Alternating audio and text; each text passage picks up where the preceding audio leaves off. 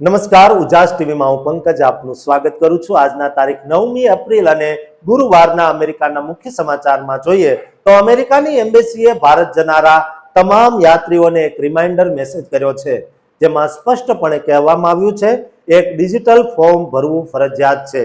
જો આ ફોર્મ નહીં ભરવામાં આવે તો ભારતના એરપોર્ટ પર ઉતરતાની સાથે તેઓ ફસાઈ જાય તેવા નવા નિયમો લાગુ કરી દેવામાં આવ્યા છે। તેના વિશે વિગતે વાત કરીશું। આ સિવાય જોઈશું કે ન્યૂ જર્સીમાં વસવાટ કરતા એક કપલના લગ્ન થવાના હતા, જેના માટે તેમણે વેડિંગ વેન્યુ પસંદ કર્યું હતું। 20,000 થી વધુ ડોલર તેમણે ડિપોઝિટ કર્યા હતા, પરંતુ ત્યાર પછીની સ્થિતિ એવી સર્જાઈ કે વેડિંગ વેન્યુએ તેમના ડોલર ચાવ કરી લીધા અને પરત ન કરતા આ કપલ હાલ કાનૂની જંગે ચડ્યું છે। કેવી રીતે આ જંગ શરૂ થયો તેની વિગતે વાત કરીશું। ઉપરાંતના સમાચારમાં જોઈએ તો અમેરિકામાં ગુજરાતીઓ માત્ર સ્ટોર, ગેસ સ્ટેશન કે મોટેલ જ નહીં, પરંતુ હવે તો કાયદાના ક્ષેત્રે પણ આગળ વધી રહ્યા છે। ગુજરાતી જજે અમેરિકાના પ્રમુખ ડોનાલ્ડ ટ્રમ્પ સામે જે ચુકાદો આપ્યો છે તે ટ્રમ્પ માટે ઝટકા સમાન છે। તેનાથી ગુજરાતીઓની વૃદ્ધિ પ્રતિભાનો ડંકો સમગ્ર વિશ્વમાં વાગી રહ્યો છે। તેના વિશે ડિટેલ્સમાં જાણીશું। તો ચાલો તમામ સમાચાર જોઈએ વિસ્તારથી। અમેરિકાથી તમે વર્ષો પછી વતનની માટીને સ્પર્શવા અને આશીર્વાદ તથા સ્વજનોને મળવા માટે હજારો માઇલનો પ્રવાસ કરીને ભારત પહોંચો અને એરપોર્ટ પર ઇમિગ્રેશન ઓફિસર તમને અચાનક અટકાવી દે, ત્યારે એ પળ કેવી હશે? એક નાનકડી ડિજિટલ ભૂલ અને તમારી વતનની મુલાકાત કડવા અનુભવમાં ફેરવાઈ શકે। શું તમે આ નવા કાયદા માટે તૈયાર છો? આ ડિજિટલ ફોર્મ પાછળનું રહસ્ય અને તેનાથી બચવાનો રસ્તો જાણીને તમે પણ ચોંકી જશો। અમેરિકામાં વસતા આપણા લાખો ગુજરાતી ભાઈ બહેનો જેઓ અવારનવાર પોતાના વતનની મુલાકાતે આવતા હોય છે, તેમના માટે ભારત સરકારે એક અત્યંત મહત્વનો અને પાયાનો ફેરફાર કર્યો છે, જે જાણવો તમારા માટે અનિવાર્ય છે। જો તમે અમેરિકન પાસપોર્ટ ધરાવો છો અથવા તો તમારી પાસે OCI કાર્ડ છે, તો આ સમાચાર તમારા માટે બહુ જ મહત્વના છે। 8 એપ્રિલ 2026ના રોજ અમેરિકાની એમ્બેસીએ એક ખાસ રિમાઇન્ડર મેસેજ જાહેર કરીને યાદ અપાવ્યું છે કે 1 એપ્રિલ 2026થી જૂના પેપર સાવ બંધ કરી દેવામાં આવ્યા છે, એટલે કે એ ફોર્મ નાબૂદ કરવામાં આવ્યા છે। હવે ભારત આવવા માટે ઇલેક્ટ્રોનિક અરાઇવલ કાર્ડ એટલે કે અરાઇવલ કાર્ડ ફરજિયાત કરી દેવામાં આવ્યું છે। આ કોઈ નવો નિયમ નથી, પણ સરકાર દ્વારા આપવામાં આવેલો 6 મહિનાનો ટ્રાન્ઝિટ પીરિયડ હવે પૂરો થઈ ગયો છે અને હવેથી ડિજિટલ ફોર્મ વગર તમારો પ્રવેશ અટકી શકે છે। આ નવો નિયમ તમામ વિદેશી નાગરિકો અને OCI કાર્ડ ધારકોને લાગુ પડે છે। જો કે ભારતીય નાગરિકોએ આ ફોર્મ ભરવાની કોઈ જરૂર નથી, પણ જો તમે અમેરિકાના નાગરિક છો અને તમારી પાસે OCI કાર્ડ છે, તો તમારે ભારત પહોંચવાના 72 કલાક પહેલા આ ફોર્મ ઓનલાઈન ભરી લેવું પડશે। તમે ઇન્ડિયન વિઝા ઓનલાઈન વેબસાઇટ અથવા તો સુસ્વાગતમ મોબાઈલ એપ દ્વારા આ ફોર્મ બહુ સરળતાથી ભરી શકો છો અને તેની સૌથી સારી વાત એ છે કે આ સુવિધા સાવ મફત છે અને તમારે તેના માટે કોઈ ફી ચૂકવવાની જરૂર નથી। ફોર્મમાં તમારે તમારું નામ, પાસપોર્ટની વિગતો, ફ્લાઇટ નંબર અને ભારતમાં તમે ક્યાં રોકાવાના છો તે સરનામું આપવાનું રહેશે। ફોર્મ સબમિટ કર્યા પછી તમને એક QR કોડ અથવા PDF મળશે, જે તમારે ઇમિગ્રેશન વખતે મોબાઈલમાં અથવા પ્રિન્ટ કરીને બતાવવાની રહેશે।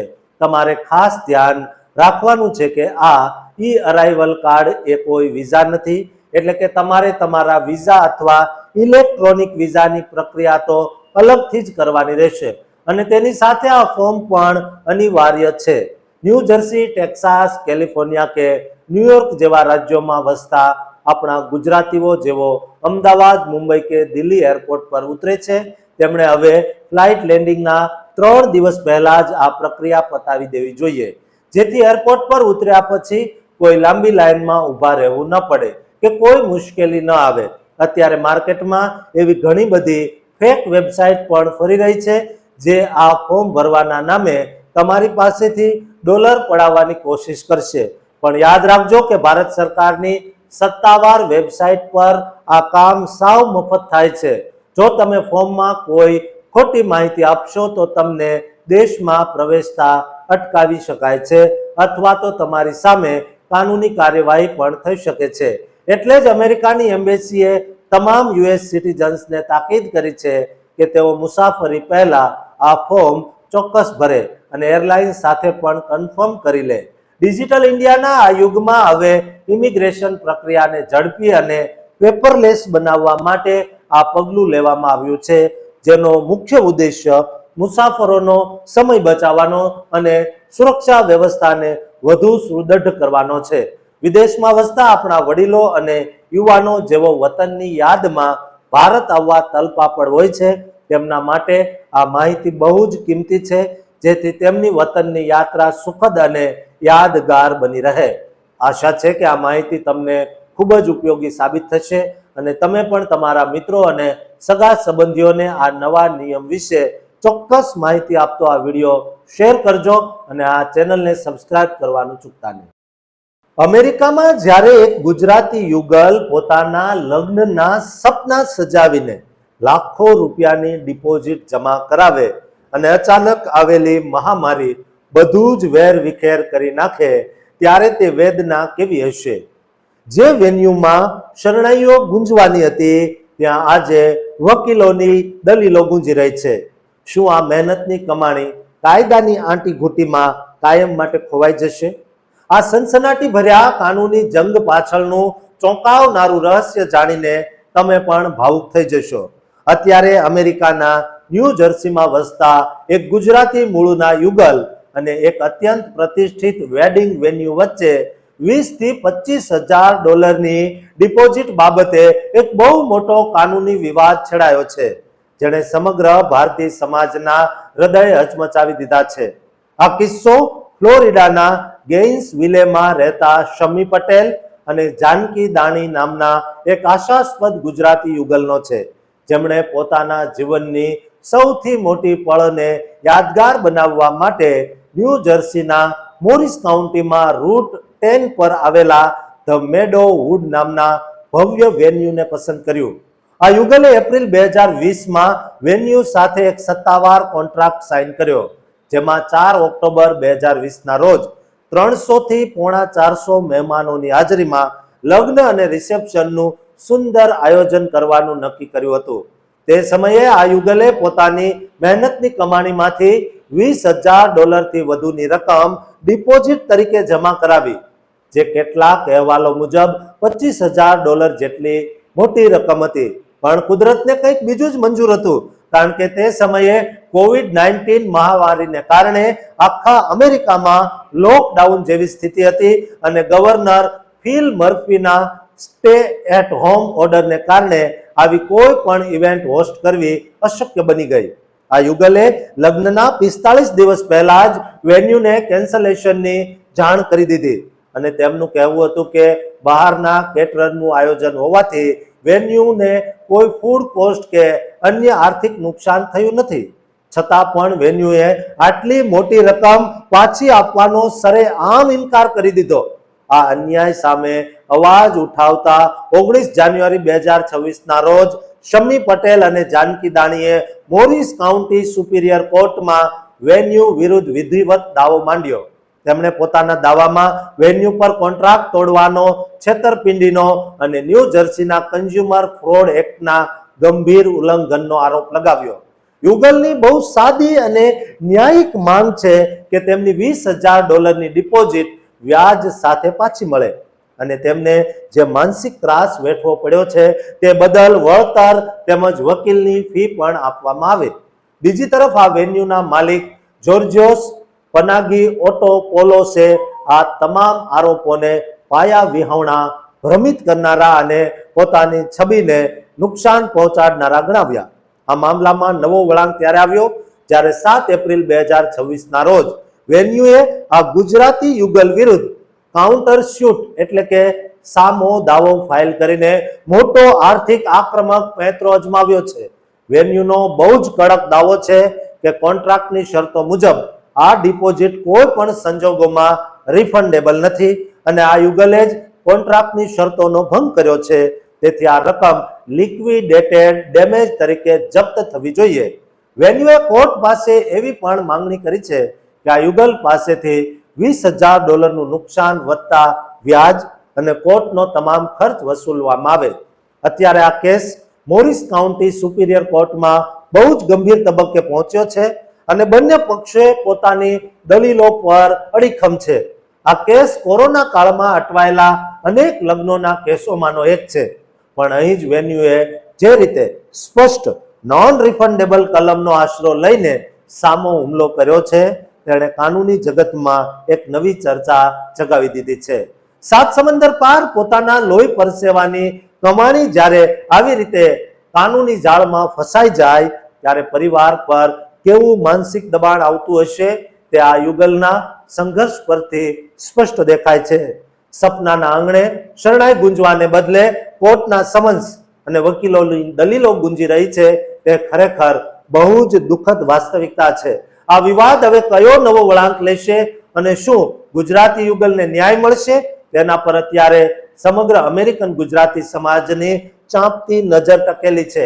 આ લડાઈ હવે માત્ર પૈસાની નથી દોસ્તો, પણ આત્મસન્માન અને ન્યાયની બની ગઈ છે. અને હવે આ આખો મામલો ન્યાય તંત્રના પવિત્ર હાથમાં છે, જે આગામી સમયમાં દૂધનું દૂધ અને પાણીનું પાણી કરશે. આ ઐતિહાસિક લડાઈમાં હાર કોની થશે અને જીત કોની થશે તે તો સમય જ બતાવશે.